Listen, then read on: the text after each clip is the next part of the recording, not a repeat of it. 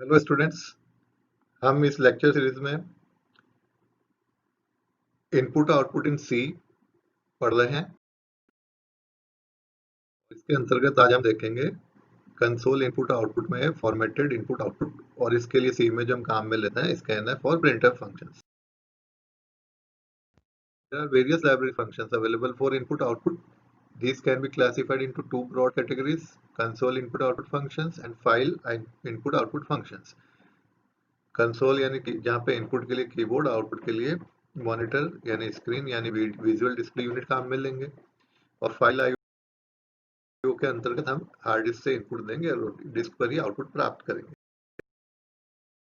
तो कीबोर्ड और मॉनिटर दोनों मिलकर कंसोल कहलाएंगे, और कंसोल को हम इनपुट आउटपुट के लिए काम में लेंगे तो कंसोल आईओ कहलाएगा। अब कंसोल आईओ के लिए सी में मौजूद कौन से हैं? सिंगल कैरेक्टर के लिए get c h, put c h, get c h e, get char, put char, f put char और अनगेट सी एच। जबकि सी लैंग्वेज में मोर देन वन कैरेक्टर्स अर्थात स्ट्रिंग के इनपुट आउटपुट के लिए unformatted console IO, gets और puts, ये gets input के लिए, पुट्स आउटपुट के लिए काम में आने वाले फंक्शन है। इसी तरह फॉर्मेटेड कंसोल इनपुट आउटपुट के लिए हम प्रिंटफ और स्कैनफ काम में लेते हैं। प्रिंटफ आउटपुट के लिए, स्कैनफ इनपुट के लिए।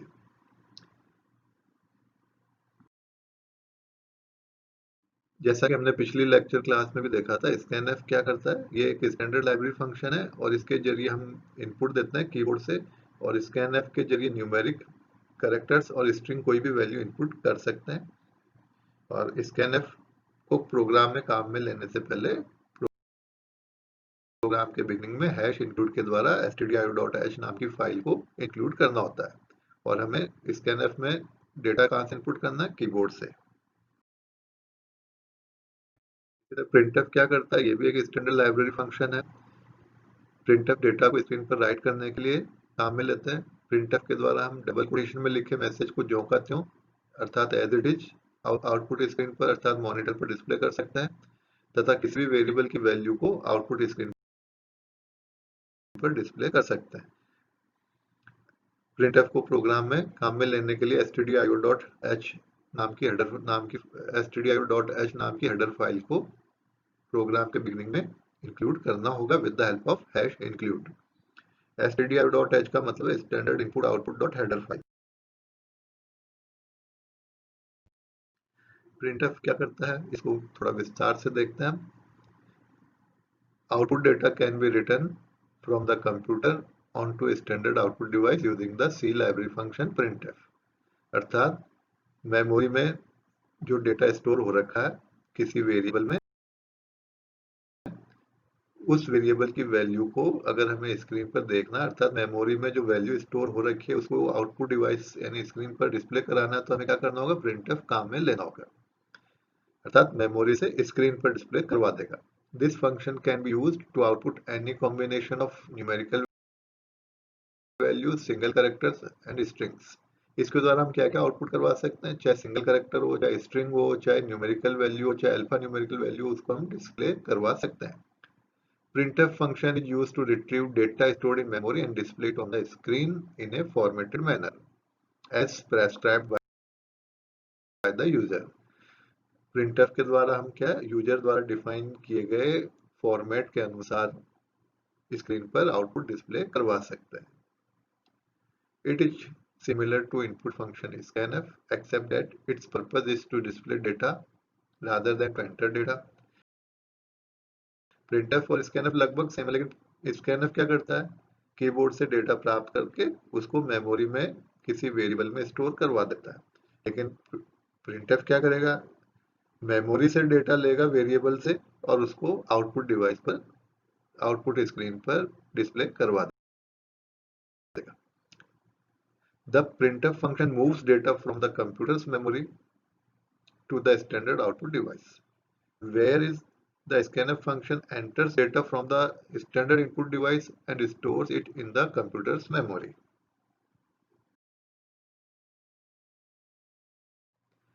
प्रिंटफ फंक्शन का प्रयोग हम किसी भी प्रकार के न्यूमेरिकल अल्फा न्यूमेरिकल वैल्यू को मॉनिटर पर डिस्प्ले करने के लिए करते हैं। इस फंक्शन में हमें जो भी मैसेज स्क्रीन पर डिस्प्ले करना होता है उस मैसेज को हम स्ट्रिंग के रूप में डबल कोटेशन में लिखते हैं। डबल कोटेशन के बीच में लिखा गया मैसेज ज्यों का त्यों स्क्रीन पर डिस्प्ले हो जाता है। अब एक उदाहरण से इसको हम समझते हैं। उदाहरण के लिए यदि हमें स्क्रीन पर हेलो वर्ल्ड प्रिंट करना है, हमें क्या प्रिंट करना है, ये जो लाल कलर से दिखा है स्क्रीन पे हेलो वर्ल्ड, इसको प्रिंट करना है तो हमें प्रिंटफ फंक्शन में इस मैसेज को निम्नानुसार लिखना होगा। प्रिंटफ और उसके सामने जो पैरेंथेसिस है उस पैरेंथेसिस में डबल कोटेशन में लिखा हेलो वर्ल्ड। तो इस स्टेटमेंट का आउटपुट हमें निम्नानुसार प्राप्त होगा, अर्थात ज्यों का त्यों। डबल कोटेशन खुद नहीं दिखेगा, डबल कोटेशन के अंदर जो हमने लिखा हेलो वर्ल्ड वो ज्यों का त्यों स्क्रीन पर दिखाई देगा जब हम प्रिंटफ को एग्जीक्यूट करेंगे, रन करेंगे तब। यदि हम इसी स्टेटमेंट को निम्नानुसार लिखते हैं, प्रिंटफ और इसके सामने जो पैरेंथेसिस है उस पैरेंथेसिस में हमने लिखा हेलो स्पेस वर्ल्ड। देखो यहाँ भी मैंने स्पेस दिया, यहाँ स्पेस दिया इतना, और यहाँ लिखा वर्ल्ड। तो ये ज्यों का त्यों दिखेगा। जब हम इसको रन करेंगे तो हेलो स्पेस वर्ल्ड, जैसा हमने डबल कोटेशन में पैरेंथेसिस के अंदर लिख दिया है वैसा ही फॉर्मेट के अनुसार ये रन होते वक्त स्क्रीन पर दिखाई देगा। यानी प्रिंटफ स्टेटमेंट में हम स्ट्रिंग को जिस फॉर्मेट में लिखते हैं आउटपुट में हमें वह स्ट्रिंग उसी फॉर्मेट में दिखाई देता है। तो ये उदाहरण से आपको समझ आएगा कि हम किसी भी मैसेज अर्थात डबल कोटेशन में जो स्ट्रिंग लिखा है उसको ज्यों का त्यों आउटपुट स्क्रीन पर डिस्प्ले करवा सकते हैं। और कैसे कराएंगे, प्रिंटफ लिखेंगे, उसके सामने पैरेंथेसिस के अंदर डबल कोटेशन में मैसेज को लिख देंगे जिसे हमें डिस्प्ले कराना है एज इट इज, उसको यहाँ लिख देंगे। लेकिन ये तो हुआ मैसेज को प्रिंट कराना, यदि हमें किसी वेरिएबल की वैल्यू प्रिंट करानी है तो क्या करेंगे। तो विभिन्न प्रकार की कैलकुलेशंस के बाद प्राप्त होने वाले रिजल्ट को डिस्प्ले करने के लिए भी हमें प्रिंटफ फंक्शन का ही प्रयोग करना होता है। इस स्थिति में हम डिस्प्ले किए जाने वाले डेटा के डेटा टाइप के आधार पर, अर्थात डेटा कैसा डिस्प्ले होना है, इंटीजर, रियल या कैरेक्टर टाइप का, तो उसकी टाइप के आधार पर किसी न किसी कंट्रोल स्ट्रिंग का प्रयोग करना होता है। कंट्रोल स्ट्रिंग मतलब अगर इंटीजर है तो %d, रियल है तो %f, कैरेक्टर है तो %c। इस तरह की जो कंट्रोल स्ट्रिंग है उनका प्रयोग करना होता है प्रिंटफ के अंदर। इस तरह से यदि हम प्रिंटफ फंक्शन का पूरा सिंटैक्स देखें तो वो निम्नानुसार होगा। प्रिंटफ ब्रैकेट के भीतर क्या लिखना है, डबल कोटेशन तो लिखना फॉर्मेट स्ट्रिंग, उसके बाद कॉमा लगाना है, उसके बाद वेरिएबल का नाम लिखना है, और एक से अधिक वेरिएबल है तो कॉमा लगाकर सेपरेट करते हुए लिखते जाना है। एक से अधिक वेरिएबल लिख सकते हैं, बस उनके बीच में कॉमा लगाना है। ये वेरिएबल से क्या मतलब है, मान लो मैंने लिखा वेरिएबल 1, वेरिएबल 2, वेरिएबल 3, तो ये उन वेरिएबल्स के नाम है जिनकी वैल्यू हमें स्क्रीन पर डिस्प्ले करवानी है। अब अगर वेरिएबल 1 जो है मान लीजिए इंटीजर टाइप का, तो हमें यहाँ फॉर्मेट स्ट्रिंग कौन सी लिखनी है, %d। मान लीजिए वेरिएबल 2 कैसा है, रियल टाइप का, तो हमें यहाँ फॉर्मेट स्ट्रिंग लिखनी है %f। पहला मान लीजिए वेरिएबल 1 है इंटीजर, वेरिएबल 2 है रियल, और वेरिएबल 3 है कैरेक्टर टाइप का। तो हमें पहली फॉर्मेट स्ट्रिंग लिखनी है %d क्योंकि ये वेरिएबल 1 इंटीजर है। उसके बाद अगली फॉर्मेट स्ट्रिंग लिखनी है %f क्योंकि वेरिएबल 2 कैसा है, रियल। उसके बाद अगली फॉर्मेट स्ट्रिंग लिखनी है वेरिएबल 3 के अनुसार अर्थात %c। तीन फॉर्मेट स्ट्रिंग लिखनी है %d, %f, %c। तीन क्यों, क्योंकि अगर मैंने अभी उदाहरण में लिया variable 1 integer, variable 2 real, variable 3 character type का। फॉर्मेट स्ट्रिंग सदैव डबल कोटेशन के अंदर लिखनी है, उसके बाद कॉमा लगाना है। तो बहुत ही आसान है। प्रिंटफ ब्रैकेट के अंदर क्या लिखना है, डबल कोटेशन में तो फॉर्मेट स्ट्रिंग, फिर कॉमा लगाना है, और उसके बाद उन वेरिएबल के नाम जिनकी वैल्यू डिस्प्ले करवानी है। तो साथ में ये भी ध्यान रखना है जितने वेरिएबल हैं उतनी ही फॉर्मेट स्ट्रिंग यहाँ मौजूद होनी चाहिए। जिस टाइप के वेरिएबल है उसी टाइप की फॉर्मेट स्ट्रिंग होनी चाहिए। यदि ये तीनों इंटीजर हैं तो यहाँ पे तीन फॉर्मेट स्ट्रिंग आएगी तीनों इंटीजर के लिए, %d, %d, %d। तीनों रियल टाइप के हैं तो 3 फॉर्मेट स्ट्रिंग आएगी, %f, %f, %f। Okay.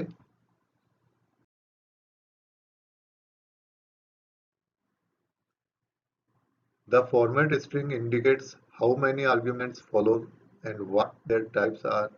Format string must be enclosed within a pair of double quotes. Format string consists of 3 types of items. Characters that will be printed on the screen as they appear. Format specifications that define the output format for display of each item. Escape sequence characters such as /n/t and /b. Variable names variable 1, 2 and so on are the variables whose values to be printed according to the format string. The argument should match in the number, in order and the type with the format specifications. Message and headings can be printed by using the character string directly in the printf. Message enclosed in double quotes will be displayed as it is on the screen of the computer. यहाँ जो भी लिखा है उसका सार यह है कि variable 1, 2, 3, 4 up two variable n से हमारा तात्पर्य है उन वेरिएबल के नाम जिनकी वैल्यू डिस्प्ले करवानी है, तो प्रिंटफ के अंदर उनको जब लिखेंगे और अगर एक से अधिक वेरिएबल हैं तो उनके बीच में कॉमा लगाना जरूरी है। अब फॉर्मेट स्ट्रिंग से हमारा क्या मतलब है कि अगर जिस टाइप के वेरिएबल हैं उसी टाइप की फॉर्मेट स्ट्रिंग लिखनी होती है। फॉर्मेट स्ट्रिंग डबल कोटेशन में लिखी जाती है और हमें यह ध्यान रखना कि जितने वेरिएबल हैं उतने ही फॉर्मेट स्ट्रिंग हमें लिखना होगा। जिस टाइप के वेरिएबल है उसी टाइप का फॉर्मेट स्ट्रिंग लिखना होगा। और टाइप यानी कहने का मतलब यह है कि फॉर्मेट स्ट्रिंग और वेरिएबल्स ये आपस में मैच होने चाहिए। 3 चीजें मैच होनी चाहिए, जितने वेरिएबल हैं यानी संख्या, क्रम और उनकी टाइप। क्या क्या ध्यान रखना कि जितने वेरिएबल है, 3 है तो 3 ही फॉर्मेट स्पेसिफायर अर्थात नंबर मैच होना चाहिए। 3 वेरिएबल तो 3 फॉर्मेट स्पेसिफायर, फॉर्मेट स्ट्रिंग। यदि पहला वेरिएबल इंटीजर, दूसरा रियल, तीसरा कैरेक्टर है तो हमें फॉर्मेट स्ट्रिंग भी पहला इंटीजर, पहला दूसरा रियल और अगला कैरेक्टर टाइप के लिए लेना होगा, यानी क्रम, ऑर्डर समान होना चाहिए। तीसरा टाइप, टाइप भी समान होना चाहिए। अच्छा, अभी मैंने बताया कि प्रिंटफ में डबल कोटेशन में यदि हमने मैसेज लिखा तो वो जो का त्यों डिस्प्ले हो जाएगा रन होते वक्त। एक और फॉर्मेट स्ट्रिंग डबल कोटेशन में लिखनी है तो डबल कोटेशन में हम फॉर्मेट स्ट्रिंग के संग कोई मैसेज भी लिख सकते हैं। फॉर्मेट स्ट्रिंग तो लिखना ही है, साथ में हम उसमें डबल कोटेशन में कोई मैसेज भी लिख सकते हैं। और क्या लिख सकते हैं डबल कोटेशन में? /n/t या इसी तरह के अन्य एस्केप सीक्वेंस कैरेक्टर्स लिख सकते हैं। /n मतलब टैब, न्यू लाइन के लिए, /t मतलब टैब के लिए। अर्थात हमें फॉर्मेट कुछ ऐसा चाहिए कि आउटपुट नई लाइन से शुरू हो तो /n लिखेंगे, या 2 वैल्यूज के बीच में टैब का स्पेस हो तो /t लिखेंगे। तो ये भी हमें कहाँ लिखना है? डबल कोटेशन के अंदर लिखना है। एग्जाम्पल लेते हैं।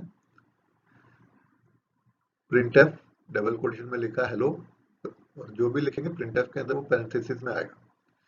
प्रिंटफ पैरेंथेसिस के भीतर हमने लिखा डबल कोटेशन में हेलो, तो हमें आउटपुट मिलेगा जैसा डबल कोटेशन में लिखा वो जो कहते हो डिस्प्ले हो जाएगा। अगला एग्जांपल, प्रिंटफ डबल कोटेशन में लिखा मैंने enter your name equals to का निशान लगाया, डबल कोटेशन बंद कर दिया। डबल कोटेशन के भीतर ये जो लिखा है जब प्रिंटफ एग्जीक्यूट होगा, रन होगा तो हमें ये आउटपुट प्राप्त होगा, enter your name equals to printf double quotation please enter radius of circle equals to. तो हमें आउटपुट में ये जो डबल कोटेशन में लिखा है ये एज इट इज मिल जाएगा, please enter radius of circle equals to. अब यहाँ आप ध्यान दीजिए ये स्पेस है, स्पेस भी कैरेक्टर की भांति ट्रीट किए जाते हैं। सी में ब्लैंक स्पेस भी कैरेक्टर्स है, तो कंप्यूटर इसको कैसा मानेगा? बहुत सारे कैरेक्टर का समूह, यानी स्ट्रिंग। कंप्यूटर इसको पढ़ेगा ENTER blank space YOUR blank space NAME blank space एक स्पेशल कैरेक्टर इक्वल्स टू, और इसको जो का डिस्प्ले कर देगा। इसी तरह कंप्यूटर इसको भी सेंटेंस के रूप में नहीं पढ़ेगा। ये कंप्यूटर के लिए क्या है? Group of characters PLEASE blank space ENTER and so on, और इसको वो जो करते हो डिस्प्ले कर देगा। Consider the following segment of the program. मैंने वेरिएबल्स लिए आई जे और सम, तीन वेरिएबल है इंटीजर टाइप के। एक वेरिएबल लिया रियल, डिक्लेयर कर दिया एवीजी वेरिएबल है, डिक्लेयर कर दिया रियल। यानी चार वेरिएबल है, उनमें से आई जे और सम तो इंटीजर टाइप के डिक्लेयर किया है। एक वेरिएबल एवीजी है, उसको रियल टाइप का डिक्लेयर किया। आई में वैल्यू असाइन कर दी 10, जे में असाइन करी 20। ये असाइनमेंट ऑपरेटर है, हमने पढ़ा है। 10 किस में स्टोर हो गया आई में, 20 किस में स्टोर हो गया जे में। अब ये sum equals to i plus j किया, assignment statement, arithmetic assignment statement है, तो आई और जे की वैल्यू यहाँ सब्स्टिट्यूट हो जाएगी 10 प्लस 20 अर्थात 30। वो किस में स्टोर हो जाएगा, सम नाम की लोकेशन में। एक्चुअल में जो ये वेरिएबल आई जे सम मेमोरी में कोई लोकेशन के नाम है, तो आई में आई नाम की लोकेशन में 10 स्टोर है, जे में 20 और सम में कितना स्टोर हो जाएगा 30। इसी तरह एवीजी नाम की जो लोकेशन है वहां क्या स्टोर होगा, सम डिवाइड बाय 3.0। सम था 30, 3.0 से उसको डिवाइड करा, स्लैश ऑपरेटर काम में लिया तो 10.0 एवीजी लोकेशन में स्टोर हो जाएगा 10.0, क्योंकि एवीजी कैसा है रियल।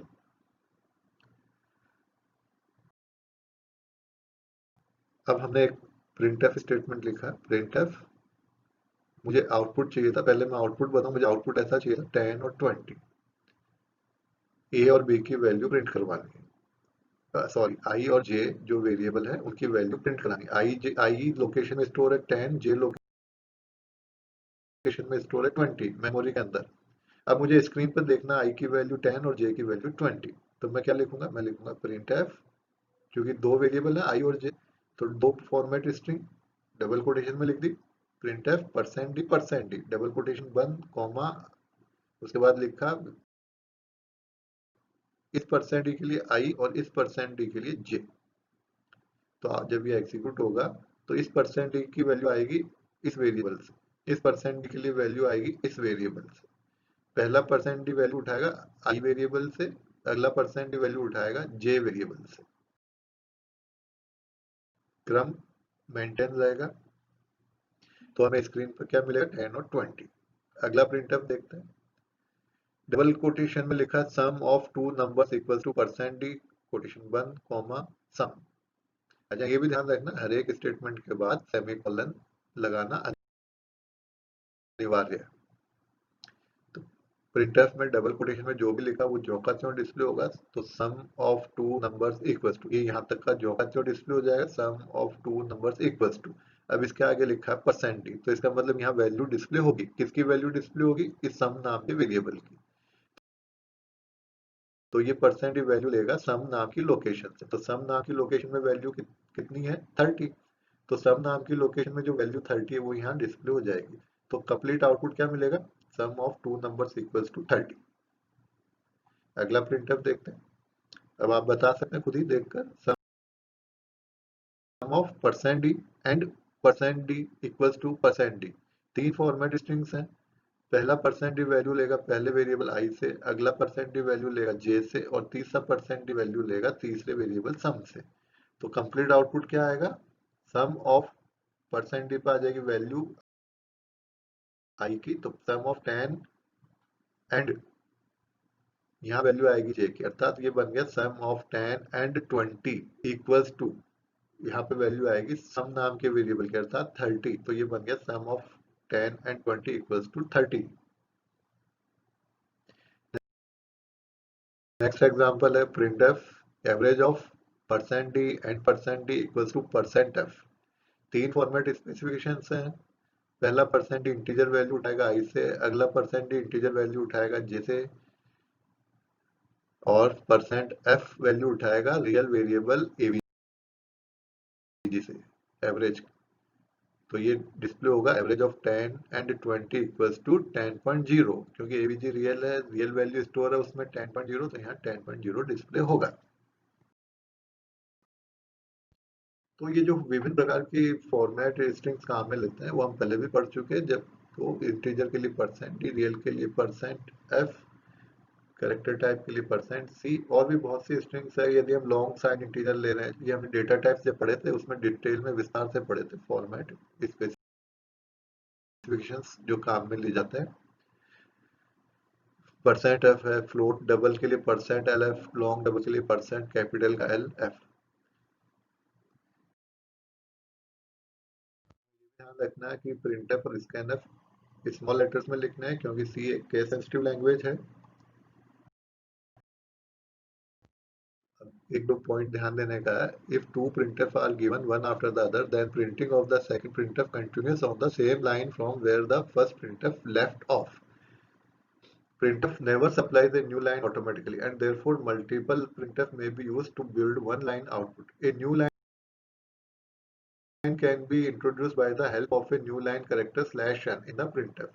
printf का ये खासियत है कि एक printf जहाँ अपना आउटपुट खत्म करता है, अगला printf उसी लाइन से आउटपुट शुरू करता है। अर्थात अगर 3 printf लगातार लिखें तो वो तीनों printf एक ही लाइन में आउटपुट देंगे। पहले ने जहाँ खत्म करा आउटपुट अगला उससे शुरू करेगा और तीसरा उसके बाद शुरू करेगा।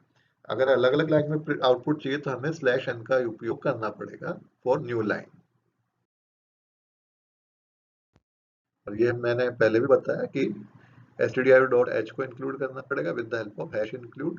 और जब अगर प्रोग्राम में get ch put ch इत्यादि हम काम में लेते हैं तो conio.h इंक्लूड करना होगा। Okay students, thank you.